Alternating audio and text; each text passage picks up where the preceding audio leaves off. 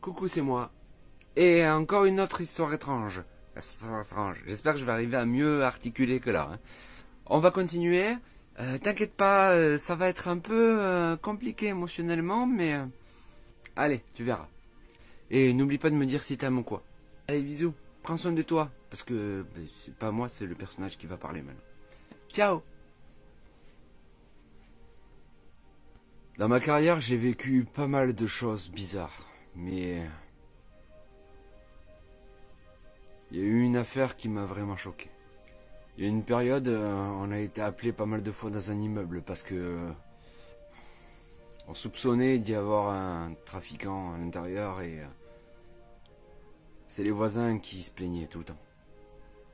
Chaque fois qu'on y allait, on n'avait pas assez de preuves pour dire que ce mec-là était un trafiquant. Mais voilà, c'est les voisins qui nous appelaient. À chaque fois parce qu'il y avait trop de bruit ou quoi que ce soit, on allait chez ce mec-là et on trouvait rien. Des fois même, ils voulaient même pas nous laisser rentrer. Il n'y avait pas de preuves pour pouvoir rentrer de force. Vous savez ce qui est le plus compliqué? C'est d'être dans un endroit, de sentir qu'il y a quelque chose de bizarre et qu'on n'arrive pas à mettre le doigt dessus. Les vieux de la vieille nous diront toujours, il faut écouter son instinct. Mais là, mon instinct, il me sonnait un signal d'alarme et j'arrivais pas à mettre le doigt sur ce que c'était. On était appelés, on y allait, la musique était trop forte, on tapait à la porte, on demandait au type de baisser la musique, il a baissé, on voyait que ce mec il était bizarre mais c'est tout. Et à chaque fois que je rentrais dans cet immeuble, je sentais quelque chose qui allait pas. Comme si quelqu'un avait besoin de moi. On y a été tous les jours pendant 5 jours. Et déjà au bout du 3e jour, j'ai senti quelque chose qui allait pas du tout. Une sensation de détresse.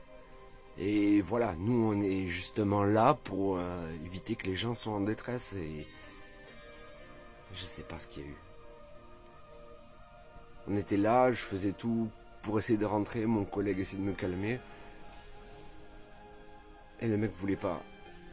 On a eu un appel, il y a eu un accident à 2 rues de là. Donc on a dû y aller en urgence pour faire la circulation et tout. On y a été, c'était une boucherie. Une femme et un mec ont coupé la priorité à un camion et c'était pas beau à voir. Ils sont morts sur le coup et moi j'étais là. En regardant cette femme, je sais pas pourquoi j'ai ressenti la même chose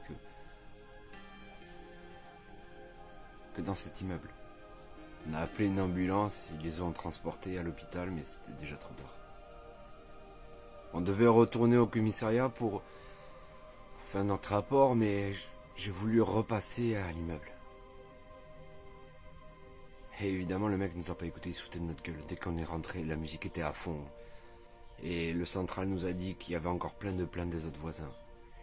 J'ai monté les escaliers parce que cet enfoiré, il avait bloqué l'ascenseur. Et une fois en haut, j'ai voulu vraiment rentrer dans la baraque. Le mec, il était comme fou. Il m'a semblé entendre le clic d'un revolver qui s'armait. Mais je savais qu'il fallait que je rentre. J'ai passé la tête dans son appartement et j'ai senti l'odeur. C'était pas du tabac, c'était autre chose. Je voyais tous ces pauvres gamins sur le canapé à moitié défoncés et ça me faisait mal au cœur. Même si j'ai jamais pu avoir d'enfant, j'aurais jamais voulu que le mien finisse comme ça. Et puis il y a un truc qui s'est passé. J'ai senti que c'était pas ici. C'était dans cet immeuble, mais c'était pas ici. J'ai eu une boule au ventre, comme si je m'étouffais. J'étais pas bien et j'allais limite m'évanouir, mais il fallait surtout pas que je le fasse devant ce mec-là. Savoir ce qu'il m'aurait fait, là. Un flic évanoui dans son appartement. J'ai fermé la porte, et j'ai tapé un peu partout. Les voisins ouverts ont vu que j'allais pas bien. Certains m'ont donné un verre d'eau. J'allais pour rentrer au central et puis, en descendant 2 étages plus bas, j'ai senti mon malaise qui était de pire en pire. Il me fallait encore de l'eau, je sais pas, c'est la première fois que ça m'arrivait ça. J'ai tapé à la porte de gauche et les voisins ont ouvert. Je leur ai demandé s'ils pouvaient pas m'aider, faire quelque chose et Et ils ont dit qu'ils allaient appeler le central.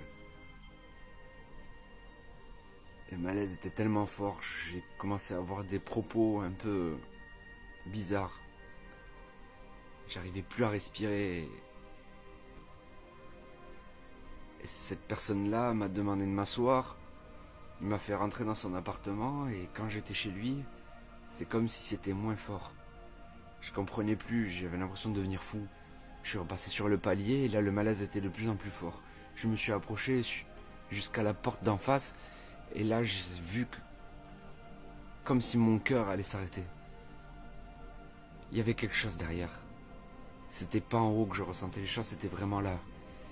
Je sais pas, Maintenant avec le recul, je sais toujours pas. J'ai pris un élan et j'ai foncé le plus fort possible contre la porte. J'ai mis un grand coup d'épaule et j'ai tout fait sauter. La serrure est tombée par terre.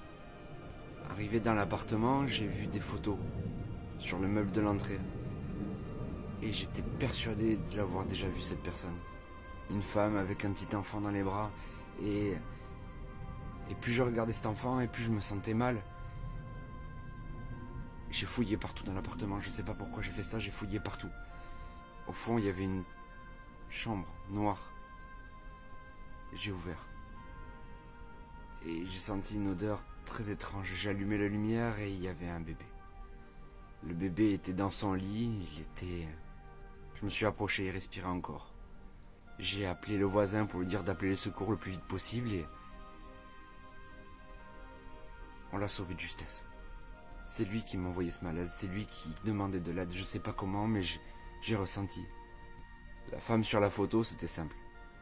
L'accident qu'on a été voir, c'était elle. Ce gosse était tout seul. Et il m'appelait à l'aide, je sais pas comment. Il s'en est remis, on a réussi à le sauver. Et... ce gosse n'avait plus personne, donc... j'ai décidé de l'adopter. On a toujours eu un lien très fort tous les deux. C'est pour ça que j'ai arrêté ce boulot.